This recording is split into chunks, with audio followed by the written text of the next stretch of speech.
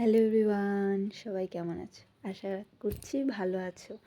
তো শুভ নববর্ষর সকলকে জানাই। তো সেই দিন হলো শুভ নববর্ষের দিনে আমি একটা ছোট্ট ব্লগ করেছিলাম তোমাদের জন্য।